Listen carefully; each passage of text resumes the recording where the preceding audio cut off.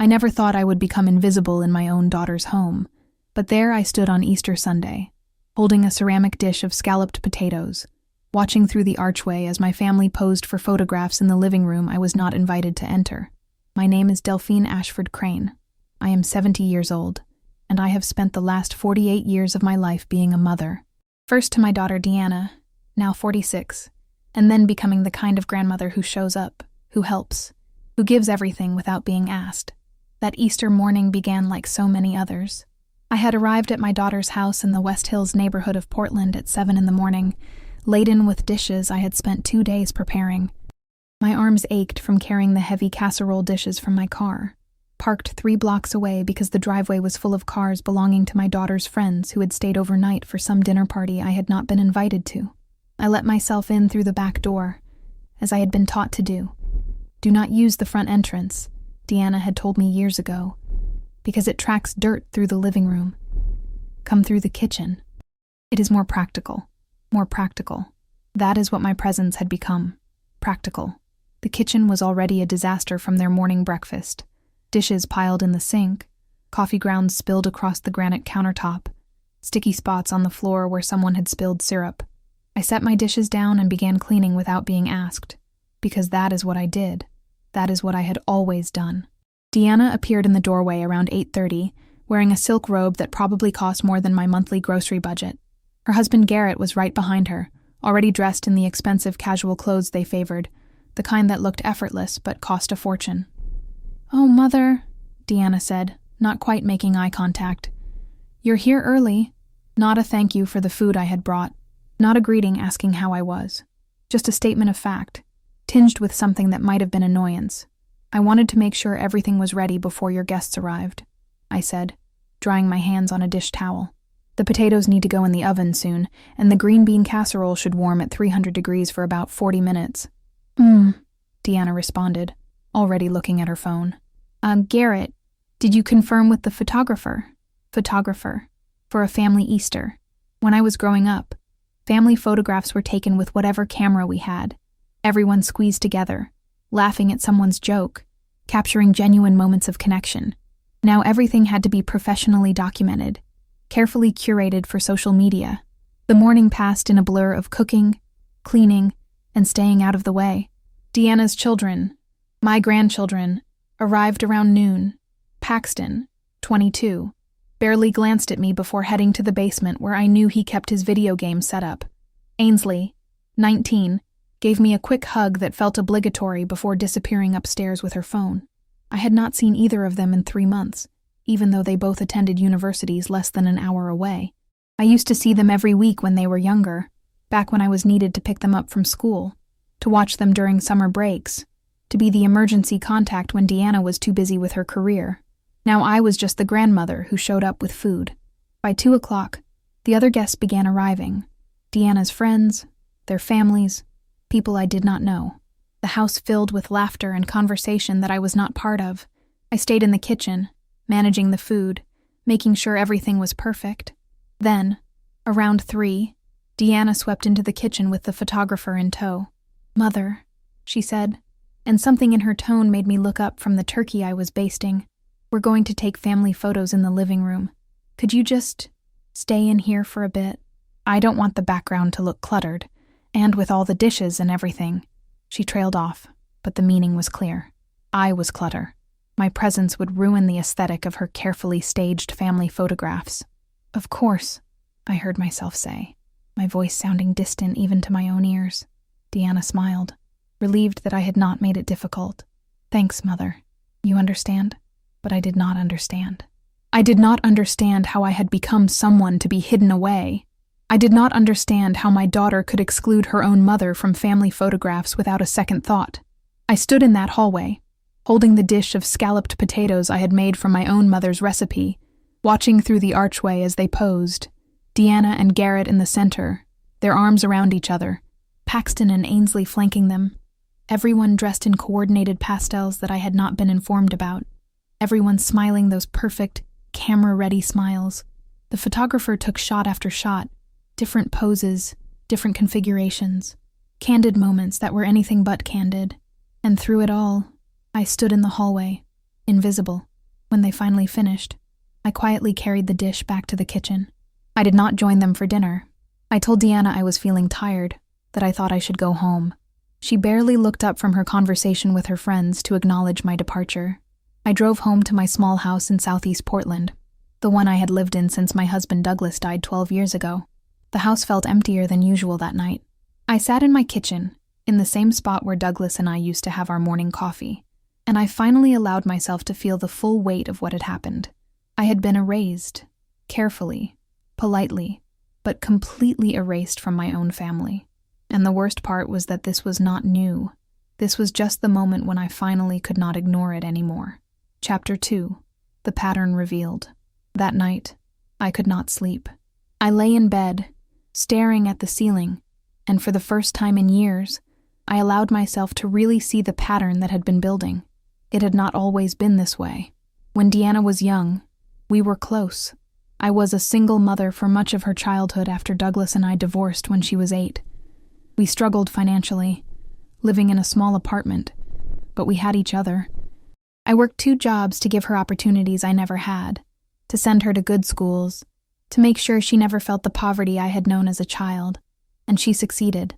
She went to college, got her degree in marketing, married Garrett, who came from money, built a career, had children. Everything I had wanted for her, she achieved. But somewhere along the way, I became an embarrassment to her. My small house, my old car, my clothes from department store clearance racks.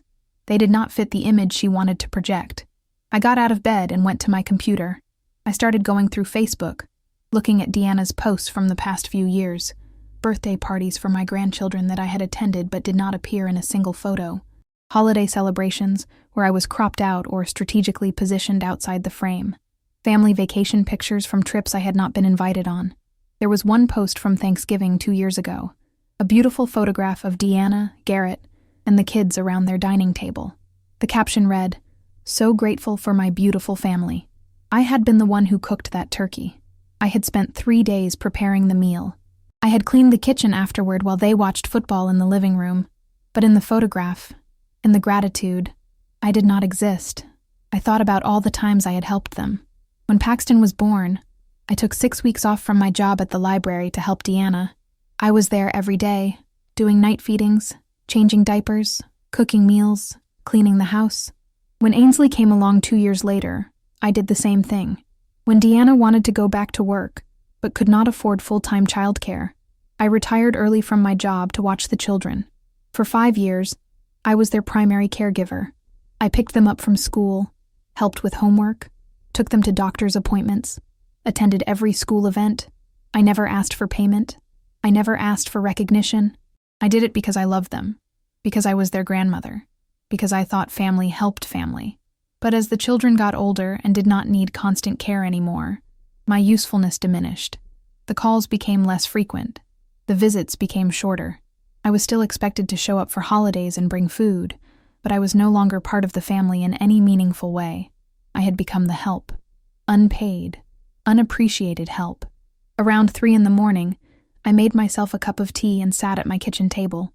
This was the table Douglas and I had refinished together 30 years ago. We had spent a weekend stripping the old paint, sanding it smooth, applying new stain. I ran my hand over the surface, remembering his laugh, his terrible jokes, the way he always knew how to make me feel valued. Douglas and I had reconciled in the years before he died. After our divorce, we had both matured, both changed. We became friends again, then more than friends. We talked about remarrying, about building something new from the ashes of what we had lost. But then the heart attack took him, sudden and brutal, and I was alone again. If Douglas were here, he would be furious about what happened today. He would have confronted Deanna immediately. But Douglas was not here, and I had to decide what to do on my own. By the time the sun rose on Monday morning, I had made my decision. Chapter 3. The First Changes. On Monday, I called my lawyer, Miriam Whitlock Thorne, a woman I had known since she was fresh out of law school 30 years ago. I had hired her to help with my will after Douglas died, and we had maintained a friendly relationship over the years. "Delphine," she said warmly when she picked up. "What a pleasant surprise. How are you? I need to make some changes to my will." I said without preamble. Can you fit me in this week? There was a pause. Miriam knew me well enough to hear what I was not saying. Of course. How about Wednesday afternoon? And Delphine, are you okay? I will be, I said. On Wednesday, I sat in Miriam's office overlooking the Willamette River and explained what I wanted. Currently, my will left everything to Deanna. My house, my savings, my small investment portfolio that Douglas had helped me set up before he died. It was not a fortune, but it was substantial, enough to make a real difference. I want to change the primary beneficiary, I told Miriam. And I want to leave the bulk of my estate to charity. The children's hospital where I volunteered for 15 years, the literacy program at the library, the women's shelter downtown. Miriam set down her pen and looked at me carefully. Delphine, I have to ask, is this a decision you're making in anger? Because I always advise my clients to avoid making major estate changes when they're emotional. I have never been less emotional or more clear-headed in my life, I said. My daughter has made it very clear where I stand in her life. I am useful when I can provide something, invisible when I cannot. I will not reward that behavior with an inheritance. What about your grandchildren? I had thought about this carefully. Now I will leave them each $10,000 for education expenses, in a trust they can access when they turn 25, but nothing more. They barely acknowledge my existence now. I have no illusions that they will suddenly care about me after I am gone. Miriam was quiet for a moment. You know, in my 30 years of practice, I have seen this more times than you would think. Adult children who take their parents for granted, who only value them for what they can provide. And I have seen the parents finally stand up for themselves. It is always hard, but it is also often necessary. Will you draft the changes? I asked. I will, she said. But Delphine, have you considered telling Deanna about this? Sometimes the threat of losing an inheritance is enough to wake people up to how they have been behaving. I shook my head. If she changes her behavior only because of money, then nothing has really changed. She will just be using me for a different reason. Miriam nodded slowly. You are right. I will have the new will ready for you to sign by next week. The next change I made was to my advance directive and power of attorney. Currently, Deanna was listed as my healthcare proxy and had power of attorney if I became incapacitated. I changed both to Miriam, someone I trusted to actually honor my wishes rather than make decisions based on convenience or inheritance. The third change was financial. I had been giving Deanna $500 every month for the past 10 years, ostensibly to help with the grandchildren's expenses.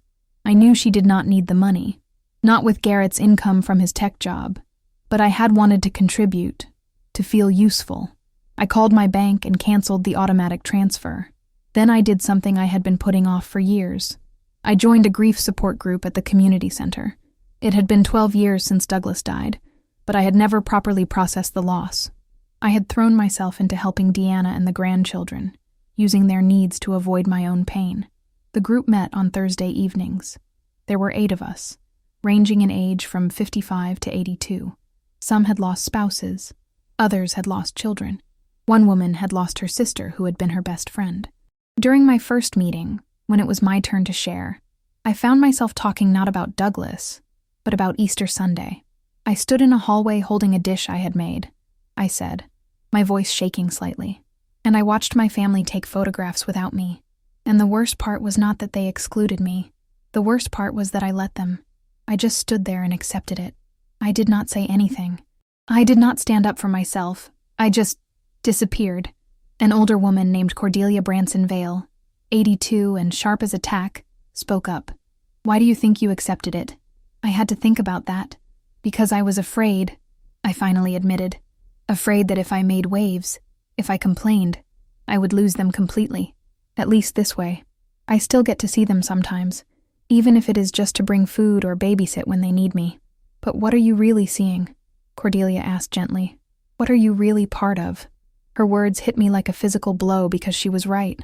I was not part of anything. I was a convenience, a tool they picked up when needed and put away when they were done. Dapriya. Chapter 4. The Silence. 3 weeks passed after Easter, and I did not call Deanna. This was unusual. Normally, I called her every few days, asking about the grandchildren, offering to help with whatever she needed, making myself available. This time, I waited for her to call me. She did not. 4 weeks, 5 weeks, 6 weeks. The silence was deafening. Finally, 7 weeks after Easter, my phone rang. It was Deanna. "Mother," she said, and I could hear the irritation in her voice. "Why did you cancel the monthly transfer?" My accountant noticed it was missing. Not, "How are you?" Not, "We have missed you." Not, "Is everything okay?" Just a question about money. "Hello, Deanna," I said calmly. "I am fine. Thank you for asking. Yes, the weather has been lovely. I appreciate your concern for my health." "What?" She sounded confused. "Those are things you might say to your mother after not speaking to her for 7 weeks, I said, before asking about money. There was a shocked silence on the other end of the line. "I have been busy," she finally said, defensively. "You know how it is." "I do not, actually. Please explain to me what could keep you too busy to call your 70-year-old mother for 7 weeks. Mother, do not be dramatic. I am calling you now. About the transfer. Did you forget to set it up this month?" "No, I canceled it. Permanently." Another silence, longer this time. "Why would you do that?" "Because I have reassessed my budget and my priorities," I said. "And I have decided that I need to save more for my own future. I am 70 years old, Deanna. I need to think about my own care as I age. But you have always helped us with the kids and expenses. The kids are 22 and 19. They are not children anymore. And you and Garrett make more than enough money to cover any expenses they might have." "That is not the point," Deanna said. And now there was real anger in her voice. "You have always been there for us. You cannot just suddenly stop." "I can, actually. And I have." "Is this about Easter?" she asked. "Are you seriously upset about the photographs?" "Mother, I explained that we needed a clean background. It was not personal. It was entirely personal," I said quietly. "You excluded your own mother from family photographs because my presence would have been inconvenient to your aesthetic. Do you have any idea how that felt? You are being oversensitive. It was just photos." "No, Deanna. It was not just photos. It was a pattern. A pattern of you using me when I am useful and making me invisible when I am not. A pattern of you taking everything I give and offering nothing in return." "That is not fair," she protested. "We love you. We appreciate everything you do. When was the last time you told me that? When was the last time you invited me somewhere not because you needed help, but because you actually wanted my company?" She had no answer to that. "I love you, Deanna," I continued. "You are my daughter, and that will never change. But I will not continue to be taken for granted. I will not continue to make myself small so you can feel comfortable. I will not continue to accept crumbs of affection and call it enough. So what? You are just going to cut us off? Not see your grandchildren? I am not cutting anyone off. My door is always open. My phone always works. You are welcome to call me, to visit me, to include me in your life, but it has to be genuine. Not because you need money or free babysitting or someone to cook for your holidays, because you actually want a relationship with me." "This is ridiculous," Deanna said. "You are my mother. You are supposed to help your children. I have helped you your entire life," I said. "I raised you as a single mother, working 2 jobs, sacrificing everything to give you opportunities. I was there for you when you had your children. I gave you thousands of hours of free childcare. I have given you money every month for a decade. At what point do you help me? At what point do you consider what I might need?" "What do you need?" she asked, but the question sounded more like an accusation than genuine curiosity. "I need to be seen," I said. "I need to be valued. I need to be more than a convenient source of money and labor. I have to go," Deanna said abruptly. "I will call you later." She hung up. She did not call later. In fact, she did not call at all. Chapter 5. The Summer of Silence. Summer arrived in Portland with its typical beauty. The roses bloomed in my small garden. The days stretched long and warm, and I was alone. At first, the loneliness was crushing. I would wake up in the morning and reach for my phone, ready to text Deanna about something, anything. Then I would remember and put the phone down. But slowly, something unexpected happened. The loneliness began to transform into something else. Peace, quiet, space to breathe. I started taking long walks through my neighborhood. I had lived there for 40 years but had never really explored it. I discovered a small cafe 3 blocks away, where I began having breakfast every Saturday. I found a bookstore that hosted poetry readings on Tuesday nights. I joined a gardening club that met on Wednesday mornings. The grief support group became a cornerstone of my week. I grew particularly close to Cordelia, the 82-year-old who had asked me that piercing question during my first meeting. Cordelia had been a professor of literature at Reed College for 40 years. She was brilliant, funny, and completely uninterested in being anything other than herself. Her husband had died 5 years ago, and she had spent the time since building a life that was entirely her own. The wonderful thing about getting old, she told me over coffee one afternoon, is that you finally stop caring what people think. You realize how much time you wasted trying to please people who were never going to be pleased. You realize that the only person whose opinion really matters is your own. I am not there yet, I admitted. I still care very much what Deanna thinks.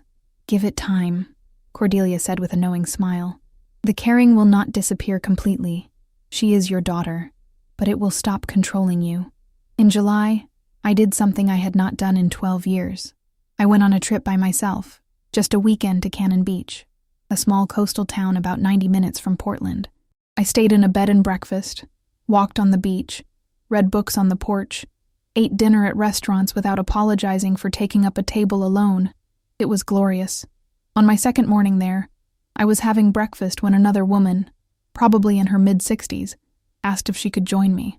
Her name was Temperance Whitlock Manning, and she was also traveling alone. Divorced 3 years ago, she told me. I spent the first 2 years being miserable, spent the last year realizing I was more miserable in the marriage than I ever was alone. Now I travel whenever I want, do whatever I want, answer to no one. Best decision I ever made. We spent the day together, walking the beach, talking about everything and nothing. She told me about her 3 children who had been furious with her for leaving their father, even though he had been emotionally absent for decades. They wanted me to stay and be miserable, she said, because my happiness was inconvenient to their image of how families should look. But I realized something important. Their comfort was not worth my misery. Her words stayed with me long after we parted ways. Navrathathurasar. Chapter 6, The Unexpected Call. In August, 3 months after our last conversation, Deanna called. "Mother," she said when I answered. "We need to talk." "Hello, Deanna. How are you?" "I am fine. Listen, we are having a family gathering for Labor Day weekend. Garrett's parents are coming into town, and we are doing a big thing. You should come." Notice, she did not invite me. She informed me I should come. Will I be in the photographs this time?" I asked. "Mother, please. That was months ago. Can you please let it go?" "I have let it go. That is why I am asking. Will I be included this time? Or should I expect to wait in the kitchen again?" "Of course you will be included," she said, but there was something off in her tone. "Look, can we just move past this? I miss you. The kids miss you." It was the first time she had said she missed me, and I wanted desperately to believe it, but I had learned to listen to what people did, not what they said. "If you miss me, why has it taken you 3 months to call?" "I have been busy, and honestly, you are the one who started this whole thing by cutting off the money. You made it weird. I made it weird by expecting to be treated like a person rather than a bank account. See, this is what I am talking about. You are twisting everything. I am trying to reach out, and you are being difficult." I took a deep breath. "Deanna, I would love to see you and the grandchildren. Why do you not come to my house for lunch this weekend? Just you and the kids. We can talk. I do not have time for that. Labor Day weekend or nothing." "Then I suppose it is nothing," I said quietly. "You are unbelievable," she snapped. "I am trying here, and you are just being stubborn." "You are not trying, Deanna. You are doing exactly what you have always done. You want me to show up when it is convenient for you, to fill whatever role you need filled, and to disappear when you are done with me. I am not doing that anymore." "Fine," she said. "Do not come. See if I care." She hung up. I sat with the phone in my hand, shaking. Part of me wanted to call her back, to apologize, to agree to come to the Labor Day gathering, but I did not, because Cordelia was right. Their comfort was not worth my misery. Chapter 7, The Autumn Revelations. September brought cooler weather and an unexpected visitor. Ainsley, my 19-year-old granddaughter, showed up at my door on a Thursday afternoon. I almost did not recognize her at first. She had cut her long hair short and dyed it a vibrant purple. She wore ripped jeans and an oversized sweater, and her eyes were red like she had been crying. "My grandma," she said, and then burst into tears. I pulled her inside, made her tea, and waited while she cried on my couch. Finally, she calmed down enough to speak. "Mom is so mad at you," she said. "She talks about it all the time.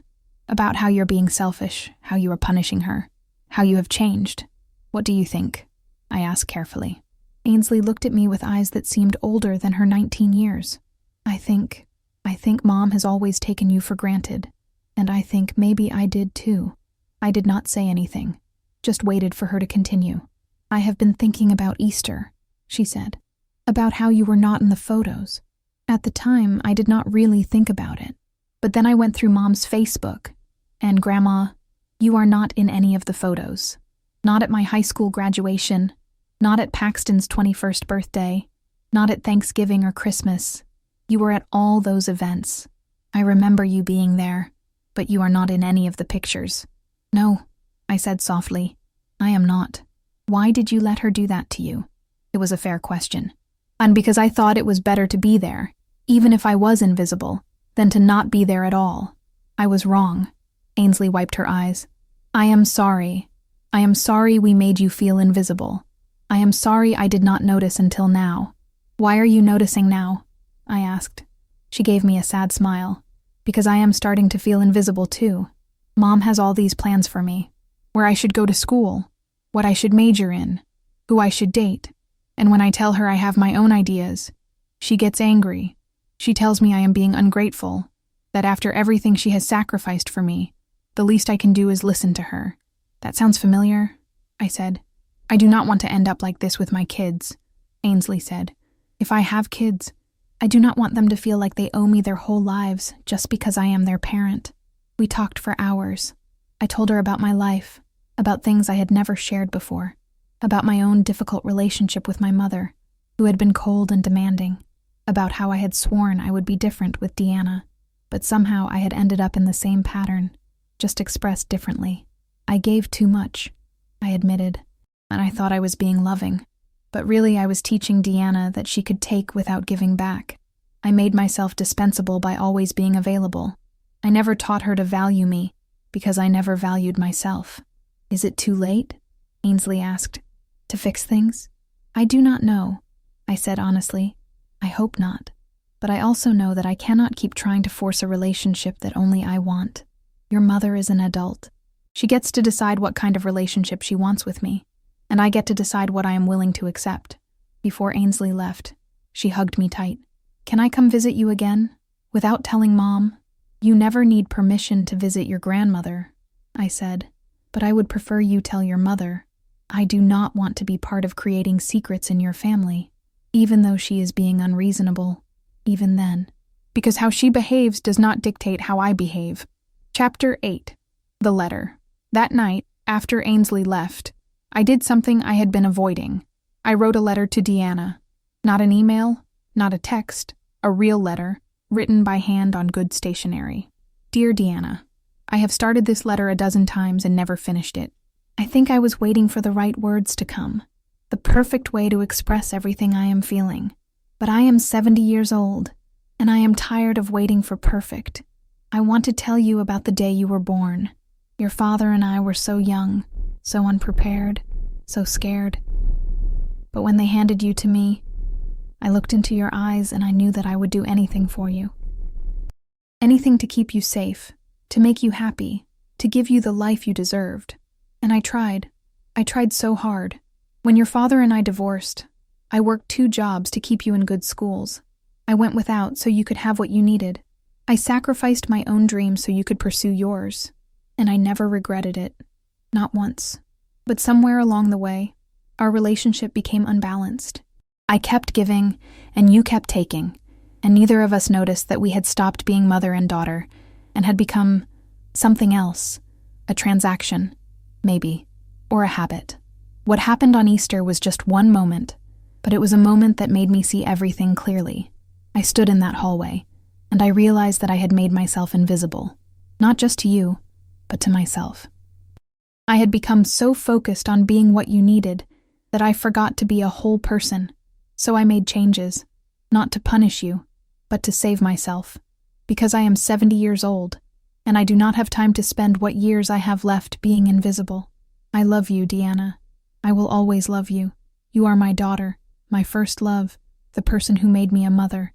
But I cannot continue to accept a relationship where I am only valued for what I can provide. I cannot continue to be erased from your life and call it family. If you want a relationship with me, a real relationship, I am here. I have always been here, but it has to be different. It has to be mutual.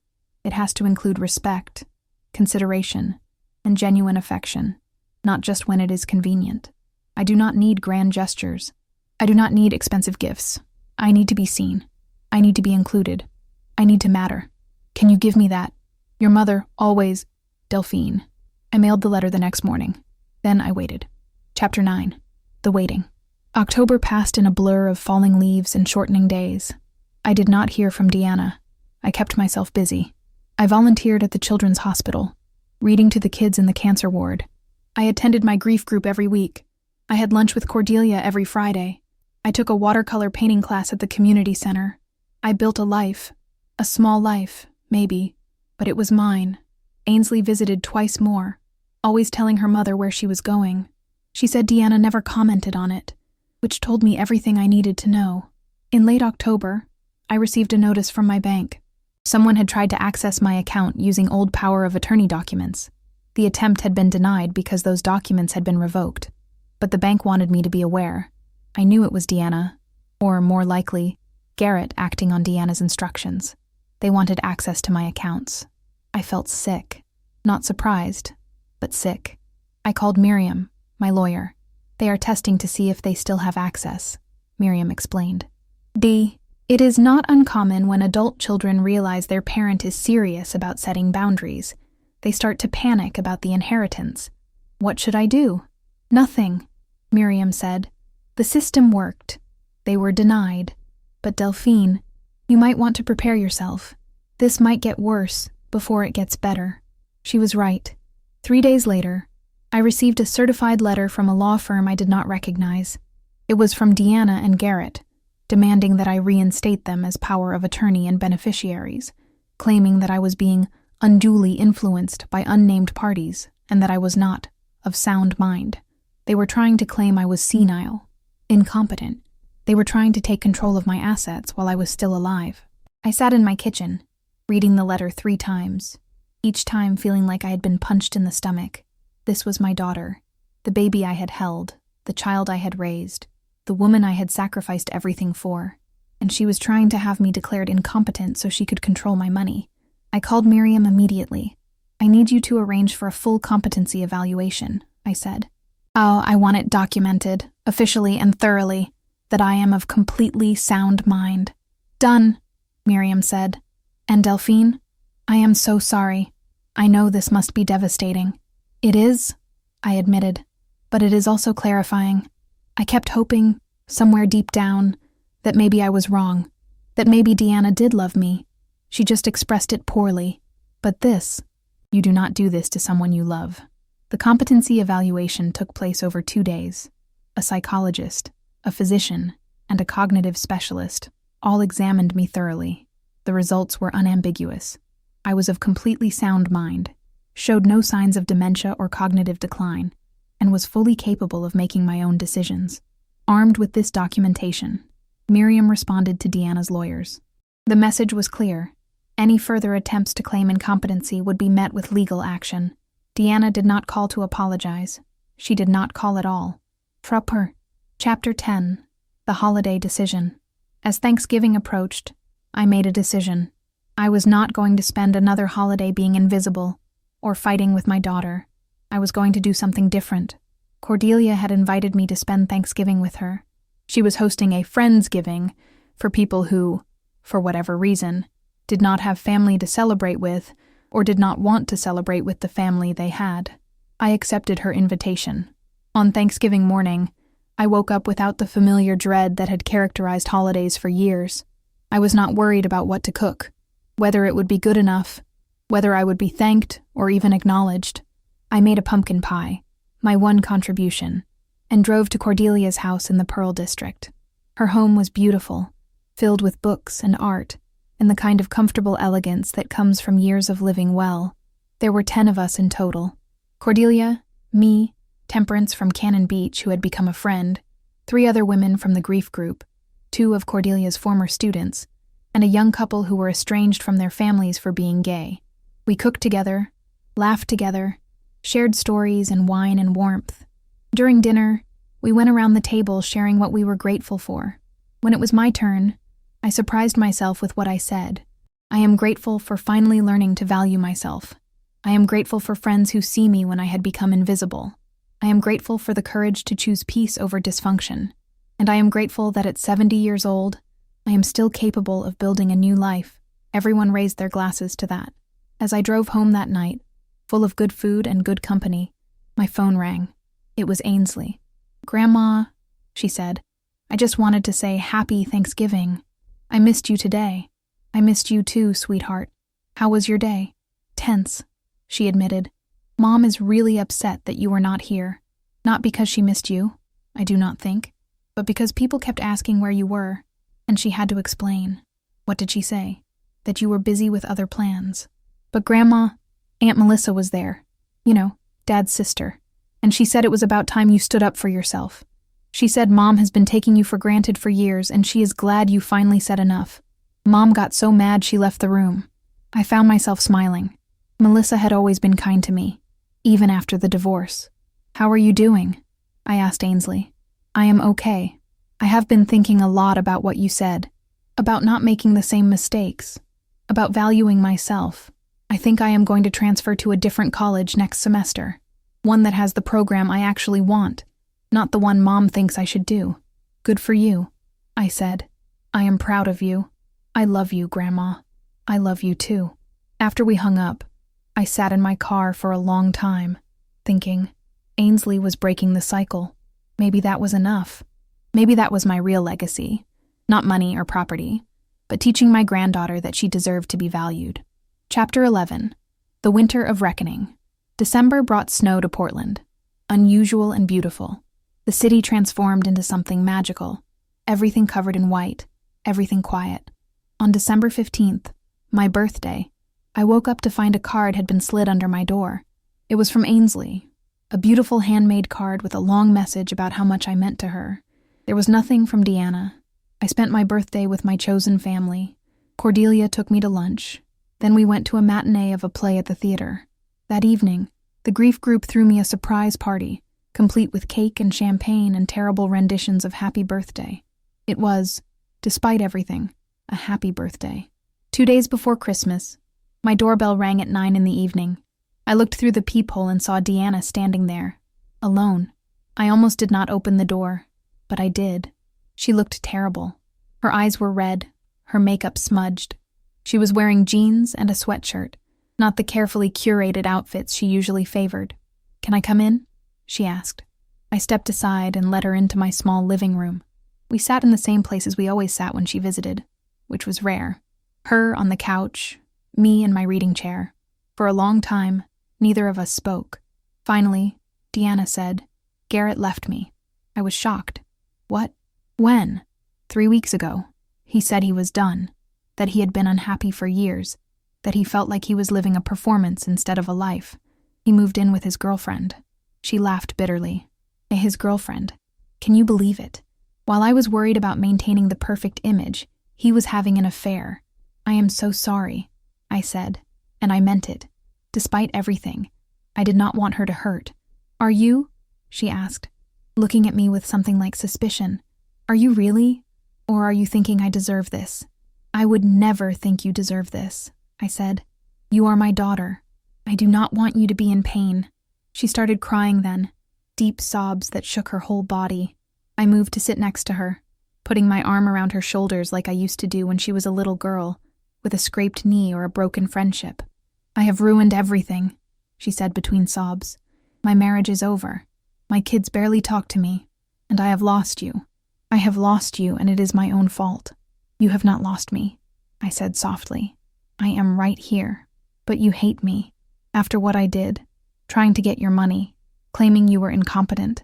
How can you not hate me? Because I am your mother, I said. I will always love you. But Deanna, love does not mean accepting mistreatment. I can love you and still protect myself from being hurt by you. She pulled away from me, wiping her eyes. I do not even know how it got this bad. I do not know when I became this person. I think it happened gradually, I said. I think you got caught up in trying to appear successful, trying to have the perfect life.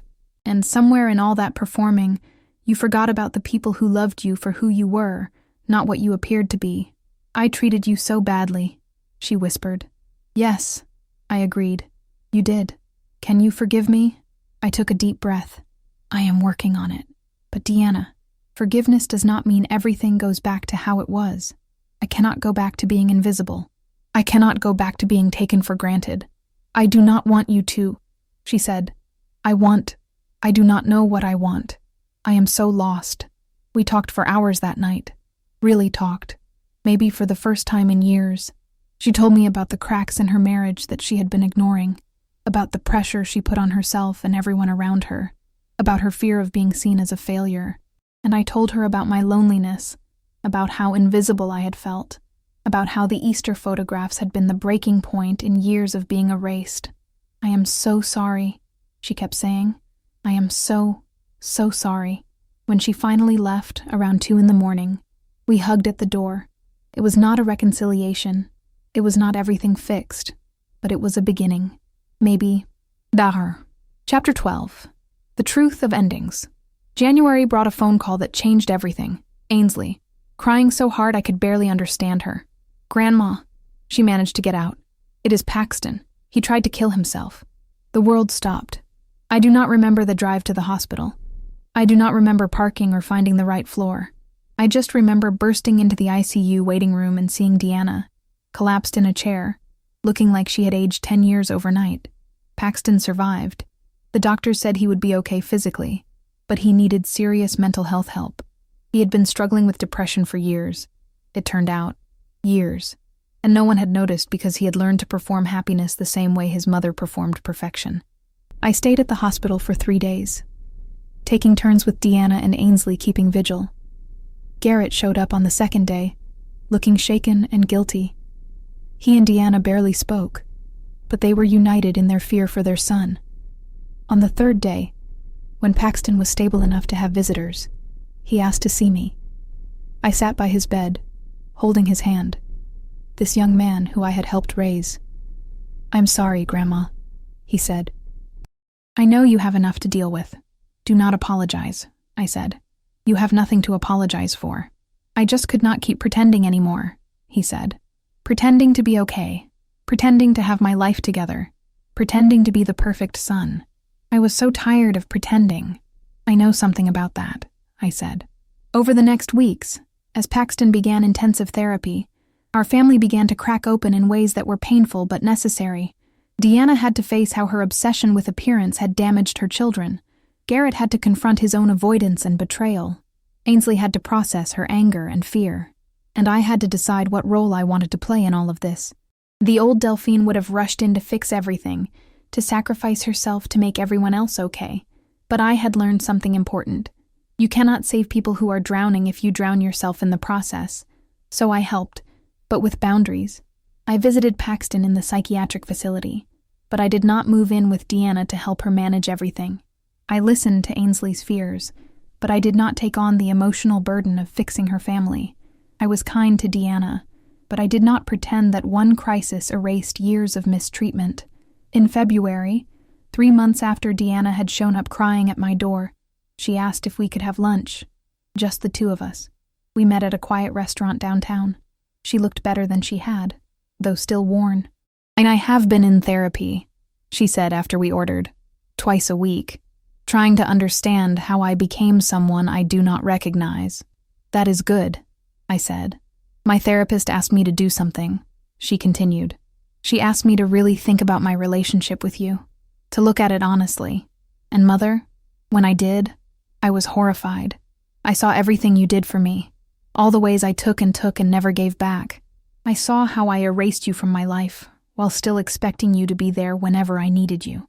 She paused, her eyes filling with tears. "And the worst part is, I do not think I can ever make it right. I do not think I can ever undo the damage I did." "No," I agreed. "You cannot undo it. It happened. It hurt me. It changed our relationship permanently. So where does that leave us?" she asked. I had been thinking about this question for months. "It leaves us here," I said finally. "Two people who love each other, but who are learning that love alone is not always enough. It leaves us trying to build something new from the pieces of what broke. But Deanna, I cannot promise it will work. I cannot promise I will ever trust you the way I once did. Some things, once broken, can never be completely repaired." "I know," she whispered. "But," I continued, "I am willing to try. Not because I owe you. Not because you are my daughter and I have to. But because I want to. Because despite everything, I still hope we can have a real relationship. Not the one we had before, where I gave everything and you took everything. But something mutual. Something honest. I want that too," she said. "I do not know if I know how. I do not know if I can be what you need. But I want to try." We left the restaurant with no grand reconciliation, no sweeping forgiveness, no promises that everything would be okay. Just a tentative agreement to keep trying. Epilogue. The bittersweet truth, and 17,000 plus characters. It has been 2 years since that Easter Sunday when I stood in the hallway holding a dish while my family took photographs without me. 2 years of the most painful growth I have ever experienced. I am 72 years old now. My hair has gone completely white. My hands show the age spots I used to see on my mother's hands. My knees protest when I climb stairs. But I am still here. Still standing. Still choosing myself every single day. My relationship with Deanna is complicated.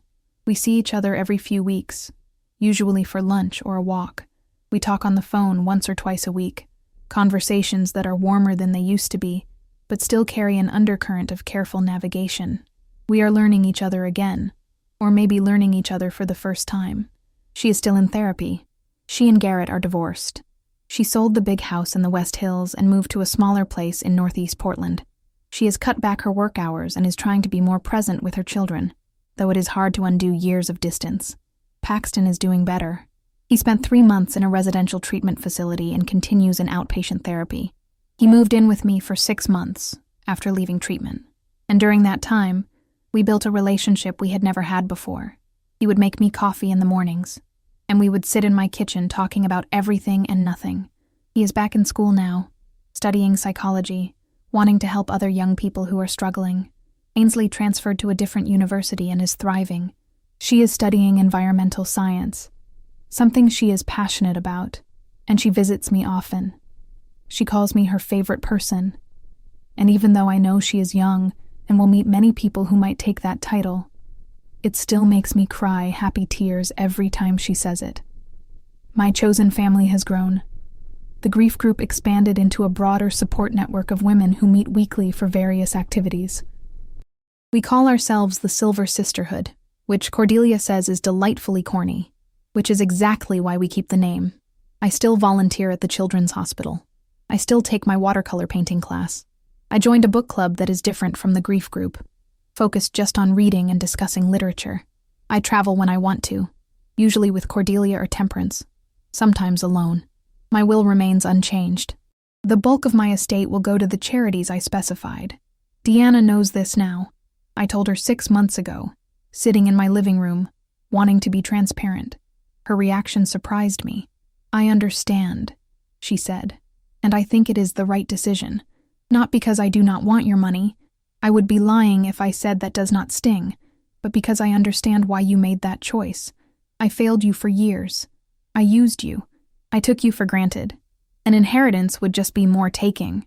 I am leaving something for the grandchildren's education," I told her, "and there will be a small amount for you. Enough to be meaningful, but not enough to be an expectation." She nodded. "Can I ask you something?" "Of course.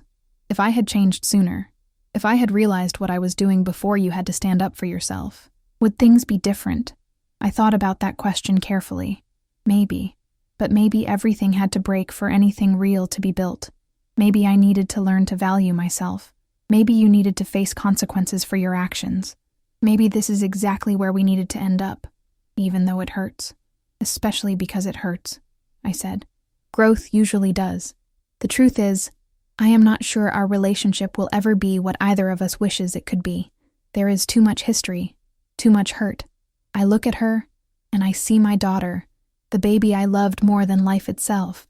But I also see the woman who tried to have me declared incompetent so she could control my money. Both things are true. Both things exist simultaneously. And I have learned to live with that contradiction. Last month, on Mother's Day, Deanna and the kids came to my house. Not because I cooked a big meal. I did not. Not because they needed something from me. Just because they wanted to see me. We ordered takeout and ate in my garden.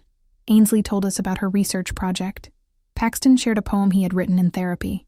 Deanna mostly listened, occasionally reaching over to squeeze my hand. Before they left, Deanna asked if she could take a photograph. I froze. The old fear came rushing back. Was this another moment where I would be excluded? But Deanna saw my face and understood immediately. Of all of us, she clarified. Together, for my office. I want to look at it every day and remember what really matters. So we took the photograph. All four of us, squeezed together on my back porch, the roses blooming behind us. Deanna set up the camera on a timer and ran to join us. We were laughing when it clicked. Genuine laughter. The kind you cannot fake. She sent me the photo later that night. I had it printed and framed. It sits on my mantle now, next to the photograph of Douglas and me from our second chance at love before he died. Both photographs represent truth. Douglas and I, imperfect people who hurt each other, and then found our way back to something better. Deanna and me and the kids, a family that broke and is slowly, painfully, trying to heal. Not everyone gets a happy ending. I understand that now in a way I did not 2 years ago. Some relationships cannot be saved, no matter how much you love the person. Some damage is too deep, some patterns too ingrained. My relationship with Deanna might not make it. We might drift apart again. She might fall back into old patterns. I might decide that the emotional cost of trying is more than I want to pay. But right now, in this moment, we are trying. And that is something. 3 months later, I am writing this final entry sitting in my garden on a September afternoon. The roses are blooming their last blooms before fall arrives. The light has that particular golden quality that only comes this time of year. Yesterday, Deanna called me. "Mother," she said, "I need to tell you something." My heart sank. I braced myself for bad news, for a return to old patterns, for the other shoe to drop. "I got a job offer," she continued. "In Seattle. It is an incredible opportunity, a significant promotion, everything I have been working toward." Seattle, 3 hours away. My stomach twisted. "When would you move?" I asked, keeping my voice neutral. "That is what I am calling about," she said. I turned it down. "What? Why?" There was a long pause. "Because I have spent too many years choosing career over people, choosing image over substance, choosing everything except what actually matters. And what matters is being here. Near Paxton while he is still healing. Near Ainsley while she finishes school. Near you." I could not speak. Tears were streaming down my face. "I know it does not undo anything," Deanna said softly. "I know it does not erase the years of taking you for granted. But I wanted you to know that I chose you. For once, I chose people over prestige. I chose you." After we hung up, I sat in my garden for a long time, thinking about choices and consequences, about growth and grace, about the long, painful road to healing.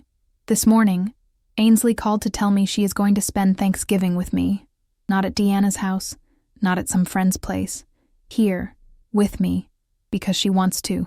And Paxton sent me a text, "Working on a surprise for your birthday. It is not much, but I made it myself. Love you, Grandma." These small moments, these tiny choices, they do not erase the big hurts. They do not undo the years of being made invisible, but they are seeds of something new growing in the soil of something broken. The final truth. I have learned something in these 2 years that I wish I had learned decades ago. You teach people how to treat you. For years, I taught Deanna that she could take without giving, that she could erase me without consequence, that my love was unconditional to the point of self-erasure. I taught her wrong. When I finally stood up for myself, when I finally said enough, I gave her the opportunity to learn a different lesson. That relationships require mutuality, that love includes respect, that you cannot keep taking from someone without eventually depleting them completely. She is learning that lesson now, slowly, imperfectly, but she is learning, and I am learning too. Learning that I deserve to take up space, learning that my needs matter, learning that saying no is not selfishness, it is self-preservation. I look at that photograph on my mantle, the four of us laughing in my garden, and I see something I did not see 2 years ago. I see myself, not hidden in the background, not cropped out, not standing in a hallway holding a dish while everyone else is photographed. I see myself, present and visible, taking up space in my own family. It took 70 years to get here. It took standing in a hallway on Easter Sunday, invisible and holding a dish, to finally wake up to what I had been accepting. Some people would say I should have forgiven immediately, should have welcomed Deanna back with open arms the moment she apologized. Some people would say family is everything, that you should accept any treatment from family because blood is thicker than water. But those people are wrong. The full saying is, the blood of the covenant is thicker than the water of the womb. The relationships we choose, the families we build through mutual respect and love, those are often stronger than the families we are born into. I do not know how this story ends. I am 72 years old, and realistically, I probably have another 10 to maybe 15 years if I am lucky. I do not know if Deanna and I will maintain this fragile peace we have built. I do not know if she will continue to choose people over prestige. I do not know if our relationship will ever feel easy again. What I do know is this: I will not go back to being invisible. I will not return to accepting crumbs and calling it a feast. I will not make myself small so others can feel big. If my relationship with Deanna cannot survive me being a whole person, then it was not a real relationship to begin with. It was a transaction, and I am done being currency. The grief group met last night. We are reading a book about acceptance and letting go. Cordelia asked us to share what we have learned to accept in the past year. When it was my turn, I said, I have learned to accept that some damage cannot be completely repaired, that you can love someone and still protect yourself from them, that forgiveness does not mean forgetting or pretending it did not happen, and that at the end of my life, I would rather be lonely and whole than accompanied and diminished. Everyone was quiet for a moment. Then Temperance said, That is the saddest and wisest thing I have ever heard. And she is right. It is sad. It is sad that I had to learn these lessons. It is sad that my daughter and I lost years to dysfunction. It is sad that I spent so much of my life making myself invisible. But it is also wise, because wisdom often comes from pain. Growth often comes from breaking, and strength often comes from finally saying enough. I am sitting in my garden, writing this, and Deanna just called. She wants to bring dinner over tonight, not because it is a holiday, or because she needs something, just because I said yes. I will always say yes to genuine connection, to authentic relationship, to love that respects boundaries. But I will also always remember the hallway, the dish in my hands, the family photographs taken without me. I will remember because forgetting would dishonor everything I have learned. Forgetting would make me vulnerable to falling back into old patterns. Some things should not be forgotten. Some hurts should be carried as reminders of what we will never accept again. This is my truth. Bittersweet, complicated, real. I stood in a hallway on Easter Sunday, and I finally saw myself clearly for the first time in years. And in that painful moment of recognition, I found the courage to demand better. Not everyone will understand. Not everyone will approve. But I am not living for everyone anymore. I am living for me. And that, after 72 years, is enough. End.